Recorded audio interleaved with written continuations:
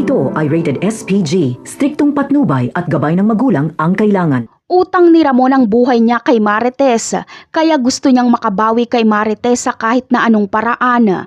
Ang naisip niya lang ay mabigyan ng proteksyon si Marites at aalamin ni Ramon kung sino ang banta sa buhay ni Marites at tatapusin niya ito. Kaya dadalaw siya kay Marites sa ospital para kumustahin at tanungin ito kung sino ang sumaksak sa kanya.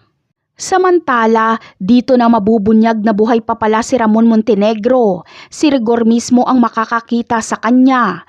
Bagamat hindi mamumukaan ni Rigor si Ramon dahil agad itong aalis, pero iba ang pakiramdam ni Rigor. Hinala ni Rigor ay ang taong ito ay ang gustong pumatay kay Marites, kaya babantayan na ni Rigor si Marites ng maigi at hindi siya aalis sa ospital.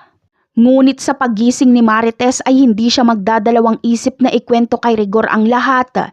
Ikikwento niya na dinukot sila ni Beng at ang mga dumukot ay mga kaaway ni Tanggol. Ikikwento niya na buhay si Ramon Montenegro at niligtas nito ang kanyang buhay mula sa mga humahabol sa kanya.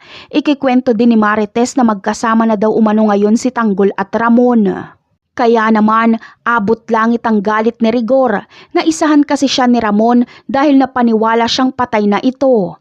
Muli nga hantingin ni Rigor si Ramon at pati na rin si Tanggol. Si Rigor ang unang makakadiskubre sa ginagawa ni David na pagpapanggap bilang Tanggol dahil iimbestigahan niya ng maigi ang pamilya Montenegro. Ano kaya ang magiging hatol ni Rigor kay David? Abangan na lang natin yan. Bye!